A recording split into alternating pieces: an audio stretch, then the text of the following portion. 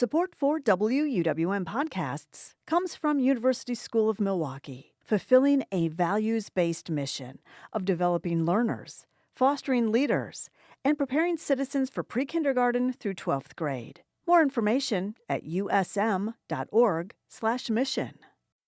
You're listening to Lake Effect Spotlight from WUWM, Milwaukee's NPR station. Here's one of our favorite conversations about what's happening in the city. Tom Oberhaus is the co-operator of Cozy Nook Farm in Waukesha County. Cozy Nook is primarily a dairy farm, and it supplements its business with seasonal pumpkin and Christmas tree sales. When Lake Effect Sam Woods spoke with Oberhaus in January, Christmas tree sales were down, and the farm was planning for 2026.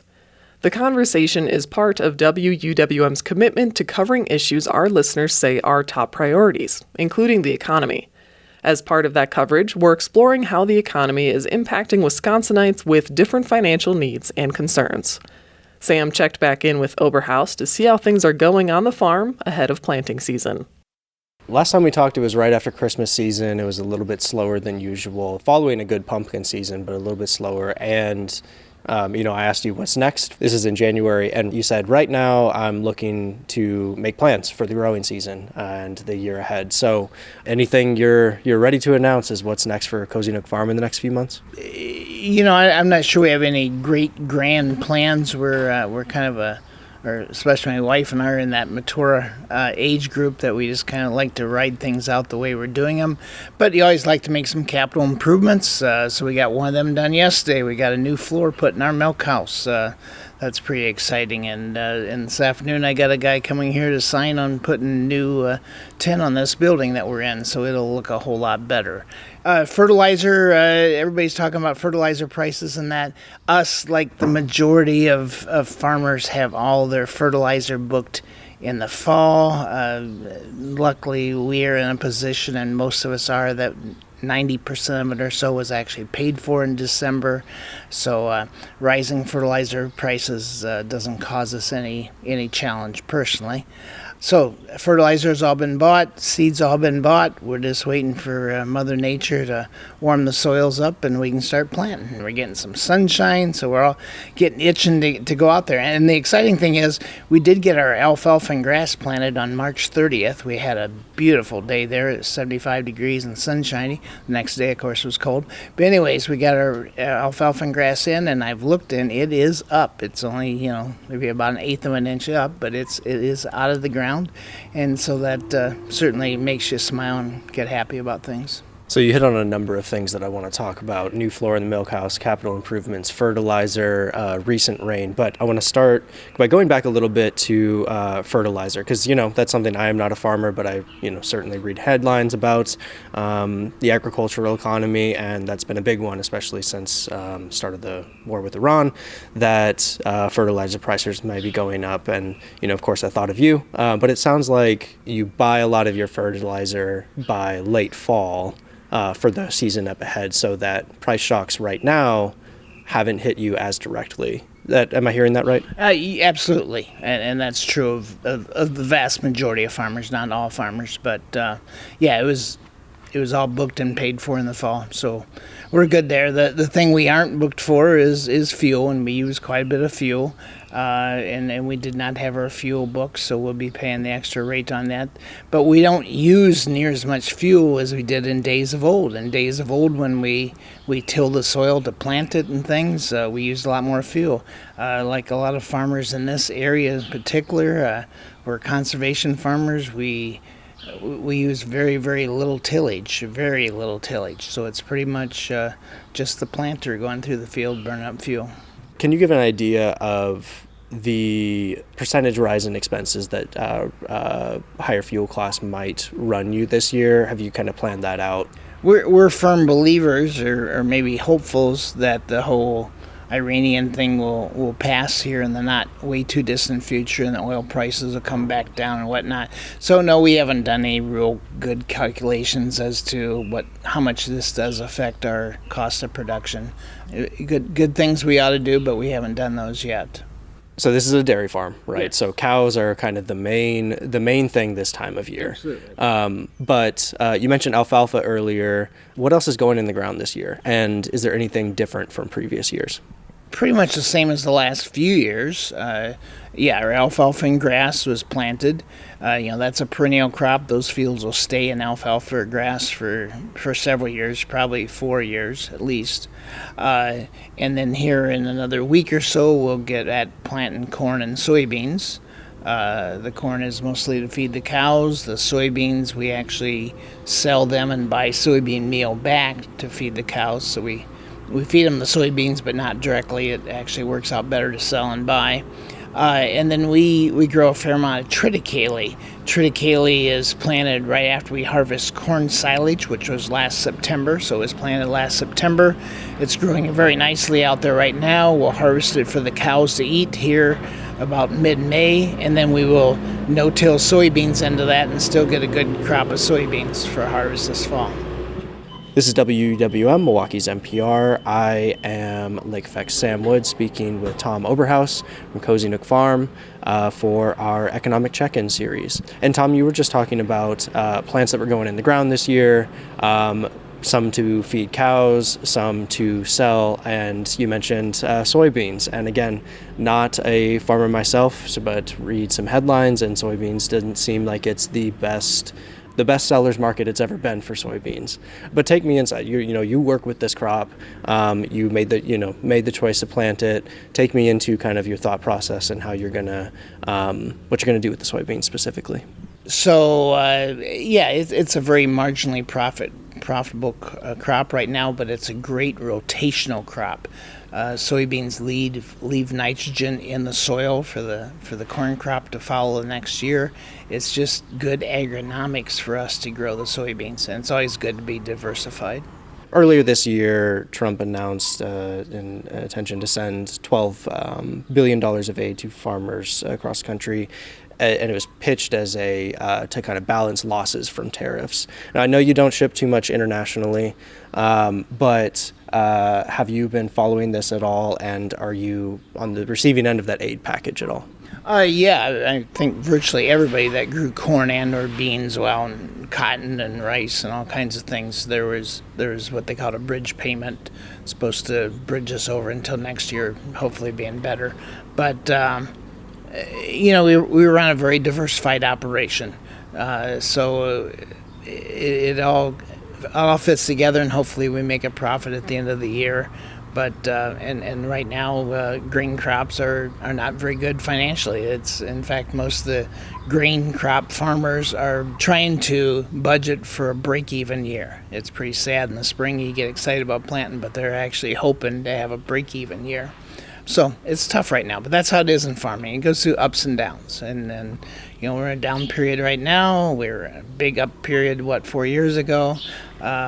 When things are good, you need to save money because you know that things not so good are coming. Would you say that the federal aid that you're receiving goes to, these new capital improvements that you're looking for? You mentioned new floor in the milk house, or is it more of just to balance the book for what you're expecting to be kind of a break-even year? We kind of budget ourselves as a farm to be break-even. Everybody working here, we're an LLC, collects a salary, and then we try to just run the farm at break-even. If we have extra money, we usually spend it on capital improvements. And so, yes, the government money supplied a little extra money, and we felt we had money in the budget to make these capital improvements for this year. And hopefully, you got to make capital improvements every year, otherwise everything just runs down into the dump and you have nothing left. Got to keep growing and spending money to make money, right? Right. So another big piece of federal policy, Farm Bill. The last full Farm Bill was signed in 2018, but it's been extended year by year since it officially expired in 2023. We're now talking about a 2026 Farm Bill. And I know the Farm Bill is a huge overarching policy document for agricultural economy meant to set a kind of 5-year vision. And so understanding that this is a big document kind of covering everything food and farming in the United States, Is it something that you're keeping your eye on? Certainly keep your eyes on it because, like you say, it gives like a 5-year direction and gives you a little insight as to how you ought to manage your farm, and looking forward to capital improvements and whatnot. And so, yeah, we need a farm bill passed so we know what's going on. The tough challenge with the farm bill is most of the farm bill is not really anything to do with the farm. It's food assistance programs. Most of the dollars in the farm program is food assistance. So it's frustrating, like a whole lot of things that Congress can't sit down and figure things out, and nobody's going to get their way. That's the way government works. You give and go, and you agree to go with somewhere in between. But it's frustrating they can't do that. Again, Farm Bill meant to be a kind of 5-year document that more or less stays what it is for that 5 years. Yeah. But the last few years has just been kind of renewing year by year. Yeah. How does that change either your economic calculus or your plans for the future when the Farm Bill is just re-upped year by year as opposed to that kind of 5-year plan? We're a small family diversified operation, and we think we have enough flexibility just kind of take what we have for the year and manage that. So it's not such a big deal for us. But for a lot of people and younger people trying to figure out where they're going and whatnot, it's crucial. So it's crucial for the industry. It's not so crucial for us personally. Is there anything in particular you're hoping is in the next Farm Bill? Oh boy, big questions there. Okay, yeah, since I'm a dairy farmer, I would certainly hope that we continue to have some of the programs available that we can actually buy insurance to kind of put a floor on the milk price. I think that's crucial to a whole lot of dairymen. How would that change things for you? So we've had it it's been available the last handful of years, but every year you don't know if it's going to be there next year or not. As I say, we're a mature operation. We're diversified and we're very flexible, and we just manage our way through on a yearly basis. I appreciate you rolling with me on those kind of vague questions about a huge document. So thank you. Yeah.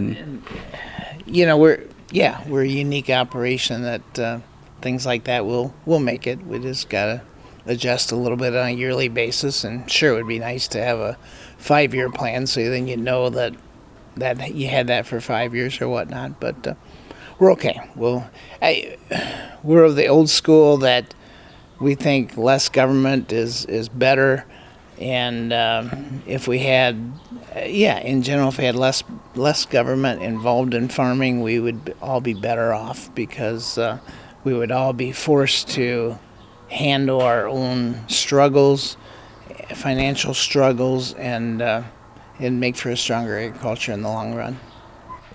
So, Tom, I know you to be an optimistic person. It's something that has come through in every check-in that we've done before. It was coming through here where you're saying, we'll make it through. Somehow we'll make it through. You seem like someone who has a lot of faith in yourself, faith in the operation, and someone who knows they're going to make it through no matter what. But looking forward, is there anything that you have some economic anxiety about, or just something that is, on your mind as a potential problem down the road?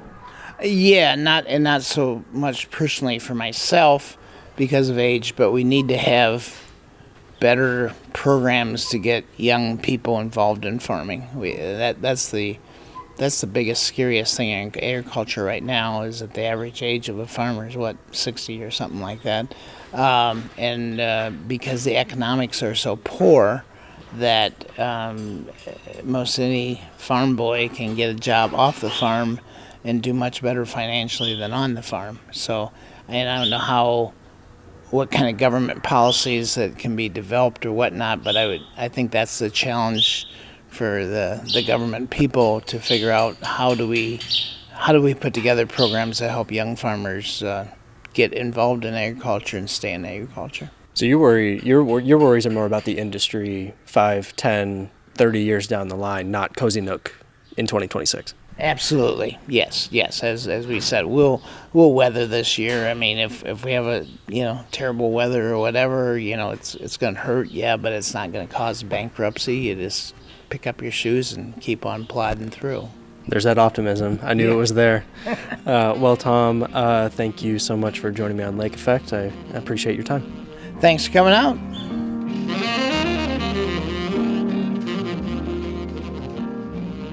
Tom Oberhaus is the co-operator of Cozy Nook Farm in Waukesha County. He spoke with Lake Effect Sam Woods as a part of our check-in series about the changing economic landscape. This reporting is part of WUWM's focus coverage on 3 issues our community told us they care about: climate change, immigration, and the economy. You can find more coverage on these issues at WUWM.com.